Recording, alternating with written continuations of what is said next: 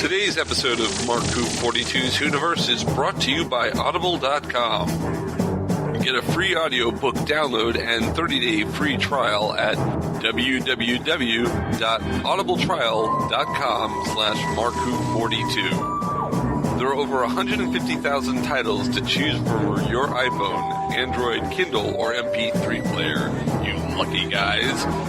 That's www.audibletrial.com/MarkWho42. And now, here's the show.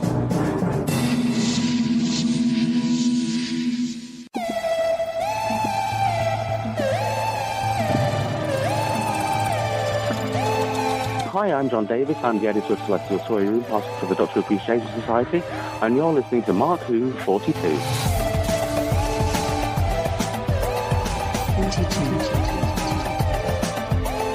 Welcome to Mark Who 42. That's right, Mark Who 42, Doctor Who on Krypton Radio. I'm your host, Mark Baumgarten. I've given everyone else time off. They're either at conventions or taking a vacation, things like that. And I thought I'd just have a show with you and the Whoniverse. Well, we've got a great show for you. It's an interview with Doctor Who Appreciation Society member and editor of their fanzine Celestial Toyroom, Mr. John Davies. And you know what? We're going to take a little break, and when we come back, we're going to go right to that interview. So we'll be right back here on Mark Who 42. Hello, I'm Nicholas Briggs, the voice of many monsters on Doctor Who, and executive producer of Big Finish Productions. And I'm pleased to announce that Mark Who 42 books have joined forces with Big Finish to bring you Big Finish Audio. There's this fella who calls himself the Doctor, and he says he has saved me, and we are in his time machine. You all right? I think I've broken something. What about you? Yes, I'm fine, thanks. I rather think I broke your fall. Oh, sorry. Mark Who 42 books will now offer to bring you the best in Big Finish Audio. But why are they here? How do you do? I beg your pardon? Oh, no need to. I'm the Doctor, and this is... I am Leela. By all means, please do come out to play, Doctor.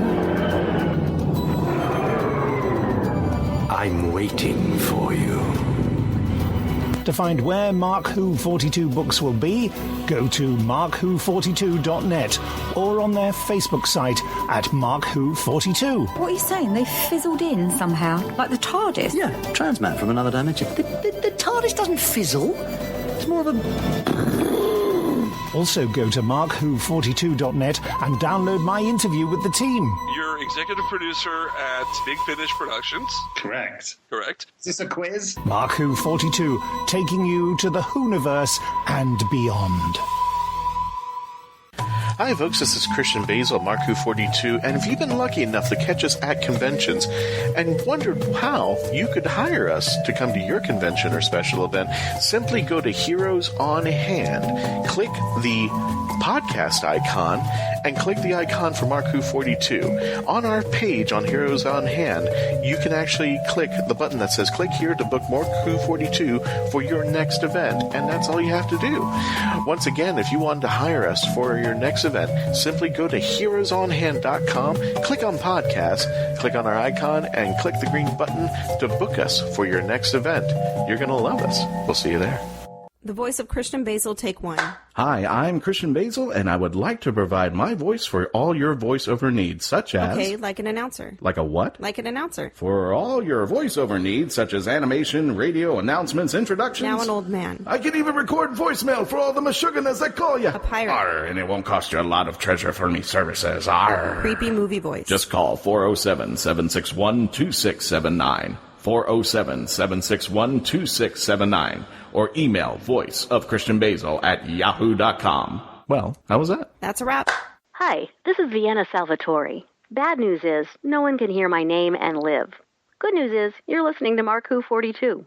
Welcome back to Mark Who 42. That's right, Mark Who 42, Doctor Who on Krypton Radio. I'm your host, Mark Baumgarten. With me is Christian Basel, and we've got a very special guest. He is the editor of the Celestial Toyroom, which is a fanzine for the Doctor Who Appreciation Society, as well as a writer of some short trip Big Finish stories, and in fact edited Blake's Heaven. And we'll be talking about all that stuff. Hello, John. Hello there, Mark and Christian. So, John Davies, can you tell our listeners a little about yourself? Yeah, give him the full name. John Davies. I didn't say John Davies. I didn't say his full name. Well, my full name's John Frank David Davis, if you want the full thing. John Frank David Davis. John Frank David. We're never going to fit that on a name tag, so. No. I'll have to somehow edit that. Oh, okay. Maybe I'll just call you John Davis. Yeah, it's more concise, isn't it? Yeah. I've been a Doctor Who fan since, actually, before I was born, because I'm sure that the heartbeat when I was in my mother's womb was actually the Doctor Who theme tune playing it on telly. I had no choice. I was born to Doctor Who fans. Cool. Yeah? That's excellent. And I've always wanted to write. I remember being at my grandma's, scribbling on her notepad, writing short stories about Romana and K9 on the beach. Probably nicked it straight from the Leisure Hive. But, it's just always I wanted to do, and thankfully I've been lucky enough to do some over the past few years. Well, let's first talk about the Doctor Who Appreciation Society, because that's what you're doing now. I know it's been around for God knows how many years. Or at least tell our fans what it is. We've heard of it, but maybe our folks on this side of the pond have never heard of it. Fair enough, yeah. Probably no reason why you should, really. But it's been around for 40 years. Okay, started in 1976, and it's done some great conventions over the years, and obviously it's had 3 magazines now. There was Vortex, I'm sure it was Vortex. I think there's a Celestial Toyroom, and there's actually a new publication, which is PDF only, which is Cosmic Mask, which you can get on the Appreciation Society website. And it's just been going for many, many years, doing great work, and building a nice little community of fans. Obviously, it started long before the big community of fans with the internet, so, it was there before then, so it allowed fans to get together in a time when it wasn't quite as accessible and easy for them to do so. Which is interesting, because I actually saw, if you see an old video, they have all the doctors and the companions coming out of the TARDIS, and I forgot which TV show it was, and they were presenting checks, and one of them came out of Patrick Troughton's sock. And that was from the Doctor Who Appreciation. Mark, do you remember that one? I do. Yeah. I can tell you what that was from if you want. Yeah, please. Yes, it was a Children in Need, which is a telethon that we have in the UK every year. I watch Children in Need. I mean, that sort of ties in, very jumping ahead slightly, that ties in with Blake's Heaven, because the money that was for charity as well. And the charity we chose was Children in Need. And I suppose part of that was the fact that Children in Need has always supported Doctor Who. I mean, over here in the UK, because we got the 5 Doctors 2 days later than you did. Yes, because you did. You got it first. Woohoo! I'm sorry. Oh, wow. But at least we couldn't leak it online back then, so it was still a bit of a surprise. True. Even though we could have all read the book about a week before, but yeah. Yeah, it did come out early. Yeah, so that's where that was from, and a bit about Children in Need, yeah. Well, I just want to say that as of August 11th, 2016, I actually became a member for the first time of the Doctor Who Appreciation Society. Oh, nice I've been wanting to do it for all these years, and I never, I don't know why I never did it, but today, the day we're recording, I put down the money and got it. So I'll be receiving your fanzine. Wonderful. John, Mark is what we call a late bloomer. These things. Yeah, that's why I've been watching Doctor Who since 78. There they go. Yeah. Because it started in 63. I should have started watching it 4 years before I was born. Really, if I'm going to be a Doctor Who fan, I got to go timey-wimey and go back. Oh, the wonders of timey-wimey. Yeah. Well, just put it this way. Doctor Appreciation is 40 this year, so you could say that your Appreciation Society life started at 40. Yeah. There we go. Yeah. I like that. It's interesting, Doctor Appreciation Society, because I actually have my own Doctor Who fan club down in South Florida called Weekend TARDIS. And, we meet once a month and we watch videos and stuff. And we go to conventions, things like that. We don't run a convention. That we don't do. Christian, should Mark Who 42 run a convention?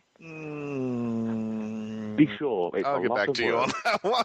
Get back to me on that one. It's a lot of work to put one of those together. I, as much as I kind of just am in awe for people who show run and they always have their challenges and such like that, I've seen their It's kind of like looking at a president's picture from the first day they walk in office to the last day they walk in office, and you see that graying going ahead, and you see the hair falling out, and you see the wrinkles on their face. That happens within the span of a convention.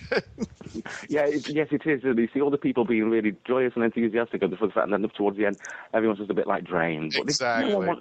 But no one wants to leave. I used to help run conventions. I was not a volunteer, but a staff member of a convention called OmniCon back in the 80s that John Nathan Turner kept coming to and bringing. And we got Colin Baker first, and we got Peter Davison, and we had Sylvester. Sylvester I met on the Doctor Who Sea Cruise, the first one. Oh, yeah. Yeah, I was on the very first one. And in fact, if you ever find a video of that cruise, my voice narrates the whole thing. And halfway through the cruise, I start talking like Minnie Mouse because my voice completely went. Oh, no. Yeah, so it's definitely... maybe you shouldn't look for it. One of the real-time videos? No, I don't think it was a real-time video. I think Dan Harris, who runs it, videotaped the whole thing. He gave copies to people who were on the cruise, and I think he did release it somewhere. I don't know. It's floating around. It's floating around, but it wasn't on real-time. At least that one wasn't. Now, John, I'm assuming being with the Appreciation Society, you hang out with all the doctors, all the companions and such. What is your most favorite moment that's happened to you, who-wise, being part of the Appreciation Society? Well, I'm still relatively a new boy because I only got the position about September, October last year, and my first issue came out in February this year. Yeah, I mean, there was the big convention this year, the Capitol, but I couldn't go to that. But I did go to an event when it was in Manchester called Back to the 80s. Right. And that was my first sort of meeting of the people that entrusted me with Celestial Toyroom. And I suppose looking for, a favourite experience as well of being part of the Appreciation Society, it would be the fact I was just in this room and I suddenly realised it was one of those famous green rooms. Oh, okay. Yeah, and I just looked across the table, and there was a man that looked very much like Philip Martin, and it was Philip Martin. And then there was Lisa Padros and the Seeds of Death, who was just down the table at the other end. And, and it's like Andrew Smith was there, Nigel Robinson, and then running a bit late, but then came Colin Baker. And it's like, I'm in a room with these people that I've watched all these years, and I've just been asked by the person who's hired me to interview these people for my first issue. Okay. And I'm there I brought a notebook and I brought a pen. No dictaphone, old style. I was there with a pen, and off the top, because I didn't realise I'd be interviewing these people when I went along, I just had the idea of what my first issue was going to be for Celestial Toyroom, which really was a case of trying to reassure anyone who subscribes to it that a new editor is not going to come in and change everything. Just like the program itself, it's got those running themes that will always go through it. So I was just sat there and I thought, okay, try and put that into a question to the people that have been in the show, and I just thought, why is it that a show that is so intrinsically about change, Doctor Who has so many core values that keep it the same throughout the whole of its time? And I just jotted that down and I just went around and asked each and every one of them in the room. And it was the most surreal, bizarre, nerve-wracking experience, but I loved every minute of it. Now, you mentioned Colin Baker a second ago. I want you to tell everybody who's listening, Colin Baker has a special position in DWAS, doesn't he? He does indeed. He's our honorary president, position previously held by Nicholas Courtney. So Colin is our figurehead, as it were. Yeah. Nick was a great guy. I knew him. I'd met him at several conventions and on the cruise and stuff, and we got along well. It's a shame that he passed away. It's something that's still, it's a gap that's still very much there. Yeah. But, it's not just with Doctor Who, but on telly, and especially not on DVD, because you can go back and watch him anytime you like. But in the convention circuit, because definitely.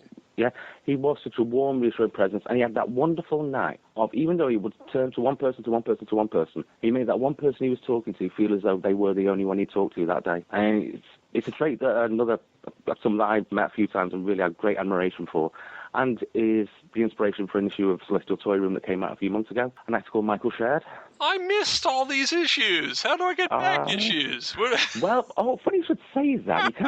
You can request back issues on the website, and just happen to have the website here. Yes, www.dwasonline.co.uk.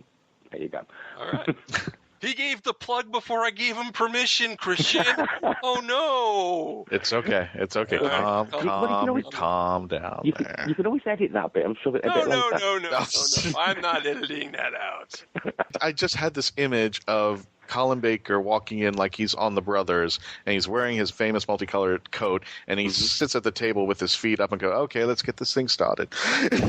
Oh, it's like funny. a boss. Oh, Colin enters the room, and he enters the room as any doctor should. You know, he's definitely in the room, because when he came into that green room, it was like, that's Colin Baker. Yeah, and he actually brought with him the coat.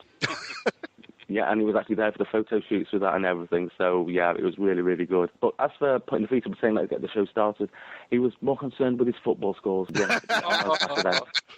Yeah. Manchester United all the way. So, John, you have written for Big Finish in their short trip anthologies, haven't you? Indeed, I was lucky enough to do that, yes.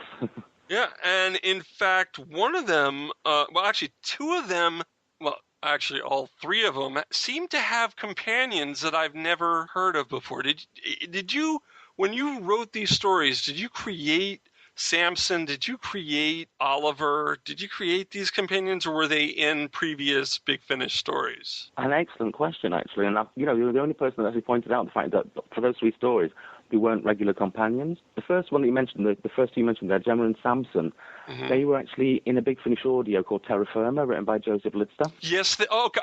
Okay. Yeah. So when I was lucky enough to get the gig, which, if you don't mind a brief summary of how I got that. Go right ahead. Yeah. That's why you're on the show. It was in the old days of Outpost Gallifrey, and I was on there when you used to have the chat room. I don't know if you ever remember the old site, and I just saw the name Joseph Lidster pop up in the chat, and I'm sure he won't mind me telling this story. Well, I just messaged him and I said, are you the Joseph Lidster? And he just replied back, he says, yes, and was slightly worried. You could say he was worried, but the way he just went, why? With about three question marks. So I just replied, well, I really enjoyed your audio, The Rapture. And there was a brief pause, and then he just came back with, well, that makes you rather unique, doesn't it? Because it didn't get a wonderful reception at the time, but it's a straightforward Doctor Who story, but it's told in a very different way. It just takes a bit of getting used to. And we just got chatting, and I'd written fanfic for years, and he just turned around and said, have you got an example you could send through? So I sent through a story called Clark in Action, which was on my blog for years, but obviously the fanfic blog just rests on the internet, doesn't it? So I sent it through, heard nothing about it, and I was at work one day, and I just got a text message from him, because we became friends, and he says, you're going to be asked to pitch for Big Finish for one of the short trips. Right. Wow. Just don't tell anyone. So it's one of those texts that stayed in my phone until that phone went to Silicon Heaven. Yeah. So that ties Joseph in with the Terra Firma, because the first one I did was a story called Dear John for the Centenarian. Yeah, and then that featured the Eighth Doctor. The main character, Edward Grange, is having a 50th birthday party, and he's not looking too happy about it. And the two companions in that are Gemma and Samson, which Joseph basically very kindly let me... Well, I was told to use those characters in that story. Now, the second one you wrote was called Plight of the Monkra. Oh, yes. It featured the Fourth Doctor and the companion Oliver, which I don't know where Oliver came from. He came from the mind of Joseph Lidster again. Oh, so, yeah. Okay. Yeah. Okay. The idea was to have a companion that, with the Fourth Doctor, I think in my head, between the Deadly Assassin and the Face of Evil, before he gets established with Leela, I personally think it's in that time frame between them. And it was just the idea was to have like a beginning, a middle, and an end for a companion that no one had ever heard of before. But what I liked about it was the ending. It was hysterical. You think, oh, treachery. I'm not going to give it away. I'm not going to spoil it. But you're thinking treachery, and instead it ends the way it does. And it's like, that was very cute. I like that. Oh, thank you. I mean, when I was writing, as you say, I don't want to give too much away about it, but it's just like, well, I think it's out of print anyway now, so, probably can talk about it. But yeah, I just wanted to get the readers to think, is this what I think it is? And then think, no, it isn't. And then right at the end, it's like, oh, it's what I thought it was all along. So, it's just one of those where I just wanted it's basically a long, drawn-out joke. And it was. And it was very funny. I thought it was thank great. you. That's very kind of you to say that. And the third story you wrote was Seance, which features one of my favorite teams, the Seventh Doctor and Ace, which, again, has a character which seems to be a pseudo-companion again, someone different.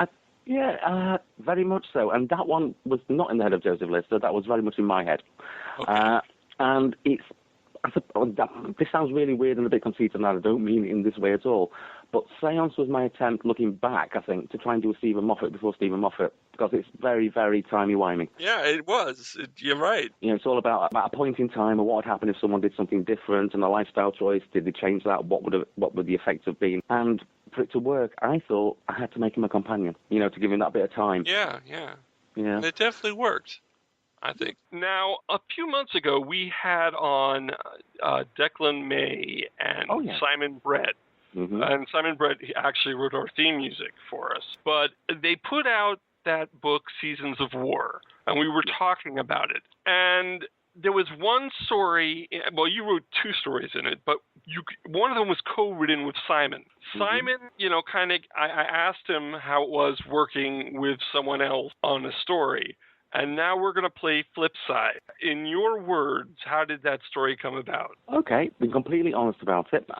The whole premise of that story, and I've said this to him in private, on messages as well, I would say that story is completely the brainchild of Simon. Okay, he said that too, so see, you're right. Yeah. Okay. Yeah.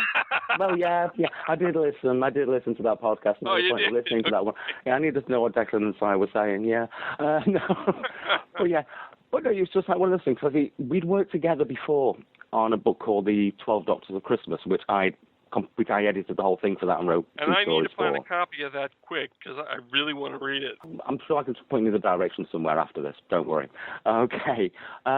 So, yeah, we were talking anyway, and as always with this kind of thing, one thing led to another, and I has to be involved with Seasons of War, which was a wonderful honour, because I love working with Declan on The 12 Doctors of Christmas and Si. So when Si, I'm pretty sure it was Si that said, I've got this idea, will you look at it and will you work with me on it? And he said, but there are a couple of gaps or a couple of areas. And I don't. If you say, you've read those three stories from the time when I did for The Big Finish. Mm-hmm. One thing that Simon said he likes about my style is I'm very much a character person. Yes. I tend to focus on the individual, their thought processes, the feelings they're going through, and it was that kind of thing. So it's like between us. My main bit was like the bit in the actual, giving too much plot away. When they get to a room in the TARDIS called the Amber Room, there's a scene that they witness. Mm-hmm, I remember. Which has got the clue to where everything is, and it introduces a motif with shoes, and that kind of thing was all down to, that was basically my input. And we just went through it together, and it was in the space of a couple of nights. He'd done the draft, I put my bits in, we read each other's, doctored it a little bit, but not that much, and the Amber Room was born, as it were. Now, the other story, The Postman. Ah, yes, that light and frothy story, yes. I mean, it was an interesting story. I thought that it was a change up of the story. Definitely different than the other stories that were going on in the book. I liked the fact that the Doctor's kind of done with war, even if he's the war doctor and needs to take a rest. And the Time Lords say, well, you'll do this because you're not just going to sit around on your butt during the Time War. And, he did. Where did you get the idea for that story? An excellent question. And, yeah, you pointed out the point of that, which might seem at odds having a story like that where the War Doctor isn't being the War Doctor in the middle of an anthology about the War Doctor. Mm-hmm. The whole notion came about because one of the briefs that we had was, we can't call him the Doctor. Right. So when you're writing something, it's like, you can get really tiresome if you just write the Time Lord all the time, or he. I'm making it obviously referring to the person that's walked out of a blue box. So I thought, we've got to have some kind of a title. Mm-hmm. And I don't know where it came from, but I also, hang on, it's a war. Millions, thousands, and millions or billions in this war are dying. In a period of war, there are letters of condolence written to people. So on Gallifrey, surely there is a room somewhere, an office somewhere, where people are sat there writing these letters, which is where my story starts. And so who could deliver all of these letters? Oh, someone with a car, shall we say, or a TARDIS. Large enough to carry all of these thousands of letters everywhere. Right. Well, millions of letters. Exactly. Yeah. So that's why for my story, he became the postman. And it's not a case of he's sort of having a break from the war per se. He's actually been injured in a couple of the stories previous, so he's not ready for battle. He just actually can't physically fight at that particular time. I really enjoyed writing that one though, and Declan was really, really, really good with that one with me as well. Yeah. And like I said, it was definitely a change up of what was of the other stories in the book. Now let's talk about something else. We'll get back to more of your writing in a moment, but okay. I'd like to ask you, who is your doctor? Oh, that is so difficult to answer. I really don't know, Patrick. I don't know Troughton. I don't know the answer to that one. Yeah, I don't know Patrick Troughton either, but he's a nice guy from what I understand. Yeah, Team Troughton. Eat bird wings. Yeah. No, keep drowning, Dad. Yeah. The one that Colin calls the governor. Yes. There you go. Yeah. Hey, and Matt Smith's favorite, the one that he emulated. So, Very much so. Very much so. And obviously brought some of the characteristics through as well. So yeah, definitely. And I don't know what it is, but I think it was mainly down to two things with Patrick Troughton. I'd never been a football fan. Okay, right. And I was brought up with a person. My dad was a football fan, but I was brought up in Sheffield. He supported Sheffield one team, and I was supposed to follow another one. Never got the gene, but I got the Doctor Who gene. And as I've said earlier, my parents were both Doctor Who fans. Right. My dad was a big John Pertwee fan, so in my young head, obviously, which Doctor would I gravitate towards? Oh, the one that John Pertwee doesn't like that much. Well, the character doesn't like that much. And then we go to the Three Doctors, I bet. Exactly. And at that time, the BBC wonderfully repeated some Doctor Who stories between Logopolis and Castrovalva. So 5 pieces of Doctor Who, I think? Yeah, the 5 faces. So I got to see the Crotons and the Three Doctors, but there was just something about that moment when I first saw on a crackly black and white TV in my parents' kitchen, Pat Troughton step out of the TARDIS on the planet of the Gons and jump up and down and put his umbrella up. I just thought, I want to travel with that guy. It's just like, and from then on, it's always been Pat Troughton. So let's see if David Tennant, the 10th Doctor, comes along and asks you into the TARDIS, you go with him. As long as he took me back in time to meet the second version of himself as well, yeah. Okay, so yeah, we're totally Troughtonistic here. Yes. Okay, well, hey, I like Troughton too. And in fact, Patty, one of our co-hosts, is a big Patrick Troughton fan too, and actually cosplays as him at conventions. He does a really good job with that. Oh wow! Do you know if there are any pictures of there on Facebook on one of your groups? Or anything? Are yes, they are on the Mark Who 42 photos. So which I take a look at those. Yeah, which I follow, so I shall check those out later. Yeah. Cool. What do you think of Capaldi? How do you think he's doing? I think Capaldi is doing an amazing job. I think between the two seasons he's had, there was a slight rewrite of the character somewhat. Yeah. Two doctors in one body. But that's natural progression. Yeah. I mean, Colin Baker would have ended up like that had he been able to go on. He would have Exactly. changed. Yeah. Yeah. I mean, that was it. Colin's famous for saying, he wanted to peel the layers off this onion until there was more and more revealed. Every Doctor's gone through those changes from the very beginning. Hartnell, when he starts, ready to bash a caveman's skull in, is humanized by Ian and Barbara. By the end of it, he's everyone's favorite. I think it was around the time of, was it War Machines? It was before War Machines. He started helping people. Before, it was always trying to get away or take them back to Earth or something, and they get mixed up in something. And then it maneuvered itself to that, maybe it was the Ark, but Hartnell started being a hero instead of an anti-hero. I think the germs of that started after the humanization with Ian and Barbara, which is definitely down more to Barbara. Mm-hmm. Let's face it. Yeah. Barbara is one up there as one of the greatest companions of all time, in my opinion anyway. When Susan left and Vicky came over, that's when you really started to see a softer side of the first Doctor, when he sort of adopted her. Yeah, and that's weird. You have his granddaughter, and he's not soft, and then he kind of adopts this stranger, but she's a girl to replace Susan, and he is much softer with her. Could be grandpa guilt. Yeah. Yeah. Just trying to sort of replace what he can't have anymore type thing. So, but yeah, and just going over there, you've also got John Pertwee's Doctor's fairly consistent throughout his reign, but Tom Baker goes through massive changes. Well, if you go with Tom Baker, I would say he's bizarre and wild and funny until John Nathan Turner takes over, and then the comedy is gone. Mm-hmm. So there was definitely a change there. Do you think there's going to be a major change when Moffat leaves and Chibnall takes over with Capaldi? Do you think that there's going to be another progression of changes? It's inevitable. It's completely inevitable. Every time there is a production change, it's one of the things that's kept the program so fresh over the years, these changes that happen, but not always to everyone's taste, but it does keep the show fresh. And look at when Moffat took over. Mm-hmm. In his first episode, he got rid of the title music, the logo, the TARDIS was redesigned. Yeah. It was just like, hello, I'm here. I'm Stephen Moffat. This is my show now, which he had every right to do.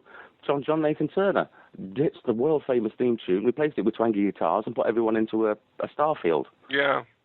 So And Christian is a writer who is very much of his own mind. So, yeah, he'll have designs of where it goes. What I'm pleased about, for the first time since it came back, we're going to see what a new producer does with an established Doctor. Yeah, we haven't had that since the classic. Exactly. And actually, I was going to say, do you think that Capaldi would have fit in the classic series? Very much so. I mean, unlike the other three that we've had. Definitely, very, very much so. I mean, the other three, you know, they would actually fit in some way, but Capaldi is actually from the same cloth. Yeah. I mean, but it's because of his. I'm sure you'll never hear this, but you know, wouldn't mind me saying it. It's in his who is in his genes, just like it's in mine, thanks to my parents. Yeah. And so even the costume, when it was revealed, it was just like very pertwee. He talked like Tom Baker in Mummy on the Orient Express. Yes, he did. Yeah, when he was revealed to the nation, he gripped his lapels like William Hartnell, you know, when he walked through the door. Yeah, I do remember that on Doctor Who Live, yeah. Yeah. Yeah. So, yeah, Capaldi would definitely fit it in with it. You can actually imagine, it doesn't take too much effort to just imagine in your head that scene in The Five Doctors where they're all around the obelisk in the Tomb of Rassilon trying to decipher what it is. Capaldi could have walked up to them and he wouldn't have felt out of place. Yeah, yeah. All right, let's get back to your writing. Okay. If we must. Yeah, if we must. We're having you on the show. We're going to talk. We're going to make you work for it. You and Who is a series of books of essays, and you were involved with several of the books, weren't you? Yeah, that's right.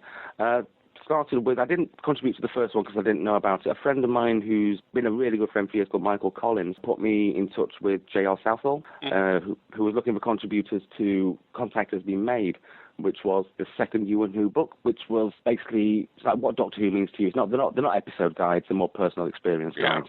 You know, if you've read some of them, you'll know that. Yes, I've read them. You are a well-read man. This is very true. I have to be, as Mark Who 42, I have to know enough to be able to convey to our listeners, you know, they need to find out. Mm-hmm. Not all interviewers do that, you know, not of them always do their research. This makes you quite unique. Well, thank you. Thank you very much. Well, yeah, no, great fun. So, I mean, is there anything particularly about the You and Who that you'd like to know? Did you pick the stories that you wrote about, or were they given to you? But there was a list. There was a page. There was actually a web page where, at the time, where there was a list of all the stories, because the Contact Has Been Made, although it's not an episode guide, it's structured around the episodes, very much like I did with Blake 7 later on. And there were gaps. So I just went, ooh, no one's written about Ghostlight. One of my favourite stories of all time. And Ghostlight is a great story. And what's interesting is that a lot of people like it, but not a lot of people know what's going on. It's one of those stories that was ahead of its time in one major respect, or two respects, actually.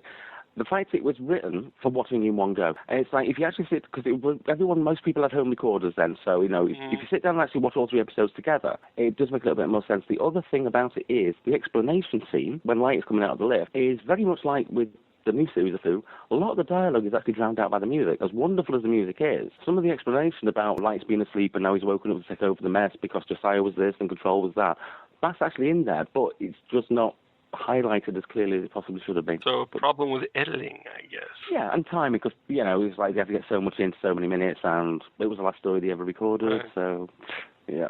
Now, you got to write an article with your favorite Doctor. You got to do the Dominators. Yes. And I enjoyed that article, actually. That was very good. And you brought up the Crotons, which you got to see in the Five Faces. Mm-hmm. You have a very good writing style, both Thank fiction you. and nonfiction. I get, yeah, because this would be nonfiction. Yeah. There's stories about you and your experience with the story, not the story itself. Well, first of all, thank you for that. Anyone listening to this, I am actually gone a very deep shade of red with listening those words, so thank you for saying that. But for that, I mean, it's like I have written since I was a wee high, but that particular style for the You and Who was basically, it came from a brief from J.R. Southall, which is like not an episode guide. You know, it's about what it means to you, what is it in that story that resonates with something in your life, and somehow I just clicked with that style of writing, and it's actually. That sped over into some of the stuff I sent through to Grant Bull when he was editing the Appreciation-Society magazine. A lot of it is like personal experience mixed with Doctor Who. From a writer's point of view, when you get a gig like that, it's actually quite good because when you know Doctor Who as well as like yourself, or well, we try to do anyway. There's not that much research to do because it's like it's your experience, it's your relation to that story. So it's like watch the story again if you have to. But for the immediacy of the memory and what it meant to you at the time, it's probably better just to touch on it and then just focus on like the emotional side of it. So that comes across more in essays like that, if that makes sense. We want to touch on another book that you edited. Blake 7. Yes. Because Blake 7 is one of my favorite shows as well as Doctor Who. And I must admit, I bought it. I hadn't had a chance to read it when I found out you were coming on the show. Mm-hmm. I am up to the article about Deliverance, so I'm in the middle of season 1. I'm enjoying this. I'm finding this very fun. You've got some different opinions on the stories. I like the fact that Cygnus Alpha talked a lot about religion and LGBT matters. Yeah. And everyone who's talking about Blake 7 also talks about Doctor Who. You can't talk about one without the other. Do you find that? Yeah, I can. And I must admit, when I was reading it, because I was very conscious of that, because basically they were both made at the same time, both borrowed the same props a lot of the time. Mm-hmm. And the writers, the directors, and everything. The actors. Yeah. Colin Baker was in one. Yeah, exactly. So it is inevitable. But as the essay starts to come in, and it was like after I got like about 6 or 7, I thought, yeah, it's inevitable that you're going to have to mention Doctor Who, but I don't want it to be a secondary Doctor Who book. It's for the fans of Blake 7, and it should be the voice of the fans of Blake 7. But as more and more writers became involved, the Doctor Who references, although they are in there throughout the book, they do dwindle. Oh, okay. Just wanted to know that because I'm going to continue reading this later today. Okay. So no spoilers. I won't say anything that comes up in that one. Well, but you can spoil the first season because I'm almost done with that in your book. No, I'm not spoiling a single thing. But it will be a nice surprise towards the end from a guest writer I got to write for it. Where can people get Blake 7? But you should say that. I've got a website in front of me. Okay. If you go to watchingbooks.weebly, which is www.weebly.com, that's the page for Watching Books. Watchingbooks.weebly.com? That's right. It is a com, okay. Not a co.uk. Oh, yeah. Yeah, it is. It's .com on this one. Yeah. Okay. Yeah, and there you can actually order, because all these are in print. You can order. The You and Who contact has been made, the previous works of JR on Southall on there, Blake 7, and there's another book that came out earlier this year called You and Who Else, which is like looking at British sci-fi TV from the 50s all the way through to now. Yeah. The book is a brick. It's value for money. Yeah, and you got to write about Sarah Jane. Yes. Yeah, I read those too. I'm sorry, I heard all your stuff. I'm just a fan. Oh, that's brilliant.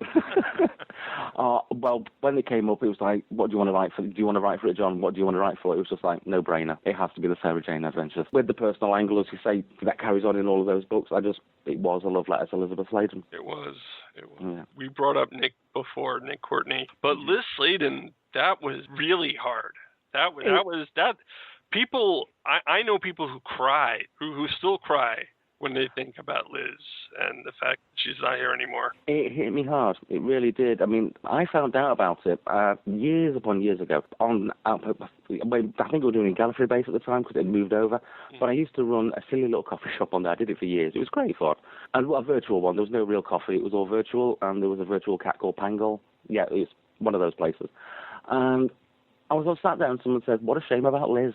In a private message, and I'm like, what about Liz? And they went, oh, don't tell me you've not heard. And I'm like, what's that? She's dead. Right. And it's like, I was moderating that site at the time as well. I think that's the time. It was just like, I've got to internalize this myself and actually respond to people who might be rather upset. It didn't seem real, and I'll be honest, I can watch School Reunion, absolutely fine, all the way up until the bit where she demands she says goodbye to him. Oh, to her even, yeah. Even now, that scene is one that goes, okay, I'm just going to dig my fingernails into my hand right now because I'm not going to well up, but it's just got that power. Yeah, and it's a shame that they took a break before they finished season 5 because, I mean, we're kind of left on the show in a limbo because there was a storyline that they started that they. That's right. I mean, I think the break was forced more than wanted, with the condition that she was in and everything. But you're quite right. They just introduced Sky. Apparently, Luke was going to be revealed as the first gay character on children's TV. I mean, that right then went to Wizards vs. Aliens. There were plans to bring Ace back. Yeah. My girlfriend, by the way. Not a lot of people know that. Well, actually, I guess everyone who listens to this show knows. Was Ace aware of this at the time? No, she wasn't, but she knows now. Right, okay. She knows now. Oh, you're away with your memories now, aren't you? Oh, yeah. I love Sarah, but Ace, because she was more my age, so it worked out better. Yeah. Sarah was kind of older than me, so maybe like an older woman crush, but no. And that companion team of Sophie Aldrin and Sylvester McCoy works wonderfully. Yeah. Absolutely wonderful. I mean, see, if you watch in order, it's even more of a jolt, okay? If you watch, like, say, Dragonfire and then go to Remembrance of the Daleks and think to yourself, these are consecutive stories in what's broadcast. Yeah, it definitely was like a trial run for the new series. Mm-hmm. Yeah. But just look at the chemistry between Sophie and Sylvester at the beginning of Remembrance. It's as if they've been together for years. They probably have. There are probably tons of stories that happened between there. Which Big Finish are probably writing as we speak. Yeah. And, of course, the BBC books and Virgin, but Virgin was after, so, yeah, it would be the BBC books. Illegal Alien was one of the first. Illegal Alien, that happened. Well, no, but she already knew the Cybermen by then, so that would have been after. Yeah. Oh, yes, yeah. Well, no, I just mean the on-screen chemistry between the two characters. It's as if they've just been travelling that TARDIS for ages. Yeah. And they've just left Fartos, really. And now Big Finish is doing, and I haven't gotten a chance to listen to them yet, but they've got Sylvester, Ace, and Mel all together. Yes. I definitely have to find out how that's going. I've not done that much research on that because I just want to come as a surprise. I just want to know how, in the scheme of things, they can actually have those three together again. I don't know. Well, maybe Sabalon Glitz dumped her. It makes sense. Yeah. If you're going to scream a lot, well, no. Yeah. No, I actually like Mel in Big Finish, and I thought her character wasn't used right in the TV show, but in Big Finish, Bonnie Langford, amazing. And on EastEnders, ooh, she's good. She is very good. I think with a TV show, I think Bonnie did the best with what she was given. You can't deny the commitment with which she delivered those lines. Yeah. I think she's even gone on paper quoting, saying herself, John Nathan Turner Blessing was more concerned with what she was going to wear than any kind of character development. Well, and also they had to make sure she could scream the right note. Exactly. Toad of Avoid's end of part one, or whatever episode of Trial it was. Yeah, there it goes. Yeah. I remember a lot of people were against Bonnie when she came on because she was well known. The same kind of thing that happened with Catherine Tate. Very much so, and I think there's much more from this side with Bonnie Langford, this side of the pond, because obviously there was that familiarity with her from playing a rather obnoxious character in a TV adaptation of the Just William books by Richard McCrompton. So that lingered, and then she was basically famous for being a dancer and a singer. So it's just like, what's John Nathan Turner doing here? So I think the preconception was very much, we don't like her before she'd even done anything. Very much the case with Catherine Tate, who I personally adore Catherine Tate, and you'll have read my essay about The Runaway Bride. Yes. Yeah. No secret, I'm a big fan of Catherine Tate, but I know a lot of people aren't. And I think I called it the Daniel Craig syndrome, where everyone was saying that Daniel Craig was going to be the worst Bond ever, you can't have a blonde Bond, this is going to be disastrous, all the rest of it. And then as soon as the film's released, oh, he's wonderful. You know, I hate to say it, I was one of the ones who said you can't have a blonde Bond. Did you change your mind, though? Oh, yeah. Daniel Craig is great. And I liked the way that Spectre kind of wrapped up his storyline. It was actually a story. It was like a miniseries. Yeah. You could actually say a self-contained era, really, the way it's all been wrapped up. Yeah. But going back to Catherine Tate very quickly, it's like, you're quite right. She'd got this preconception. She'd had, I think it was 3 series of the Catherine Tate show, where she had characters that were very much like, I don't know if you have an equivalent of Marmite in the UK, it's like this yeast stuff you put on bread. People love it or people hate it. Yeah. And Catherine Tate's characters were very much like that. So when people thought, and then when she appeared in The Runaway Bride, she was very, very shouty. Right. But if you actually watch The Runaway Bride to the end, she actually goes on such a colossal character journey. Yeah. That by the end, she's actually changed from beyond all recognition from what she was at the beginning. So I thought, hang on, I actually finished The Runaway Bride going, why can't she have just gone with him? And then obviously, we got the news a bit later. Yeah. And we got her back. Yeah. Hey. That was great. Donna Noble's my favorite companion on the new series. I think I might have said this before during this interview, but a man of taste. Yes. Yeah. Definitely. Thank you. Definitely. Thank you. Yeah. I mean, I still gets to me when people do mention the fact that they thought it was a bit of a cheat. I can't off the top of my head remember the Dalek that went insane. Was it Dalek Khan? They were saying that one of them would die. One of them would die and everything. And it's like, one of them did die. The character that Donna had become died. Yeah. Yeah. You know, it's that progression, that entire point of her journey was taken from her. And I think that's just as tragic as Rosa's first of a billion exits. Do you have anything coming out soon other than Celestial Toyroom? Thank you for that. I'm good. I've actually got another webpage up, believe it or not. There's actually a book that's actually out at the moment. It's edited by Matt Grady and Samuel Gibb. It's called Time Shadows, and it's actually out now. Which is a Doctor Who anthology. It starts, there's an arc story featuring the 12th Doctor and Clara, but events unfold, and he experiences previous adventures from all of his previous Doctors. Cool. And I've written one about my favourite Doctor, so you won't know which one that is. Do you have the website? URL for everyone. Yeah, sure. Obviously, everyone says the www, even though they don't need to. It's at pseudoscopepublishing.com. pseudoscopepublishing.com/Time Shadows.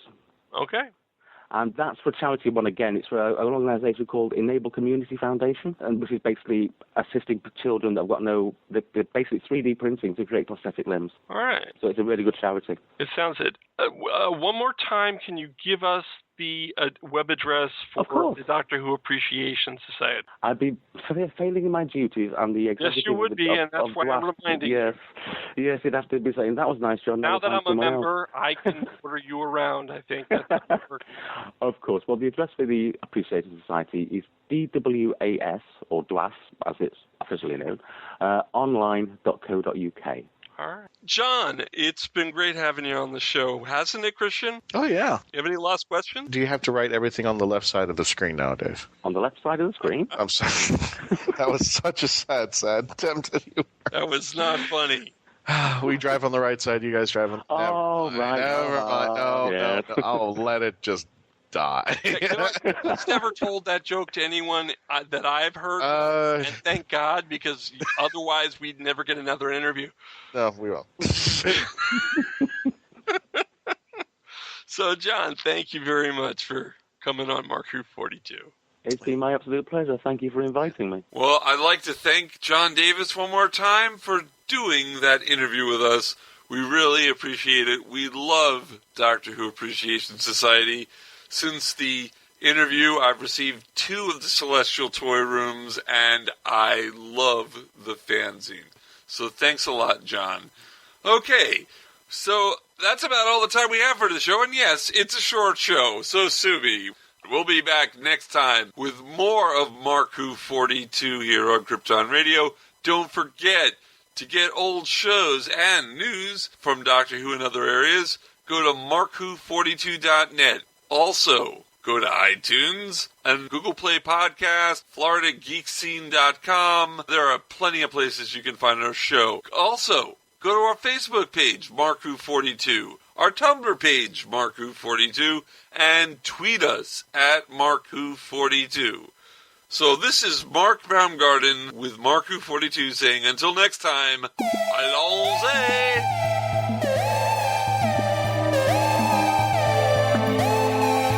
Mark Who 42 is written and presented by Mark Baumgarten and Christian Basel.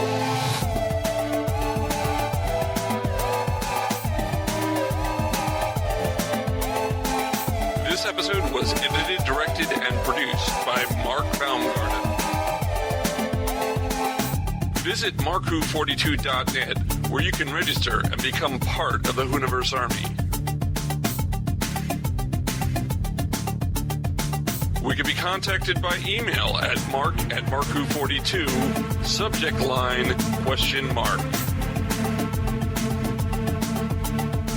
If you'd like a chance to be a guest on our radio show, send an email to our Media Relations Director, Christian Basel, at markwho42media@yahoo.com. you can have Mark Who 42 entertain at your next event or convention. Go to heroesonhand.com/Mark Who 42.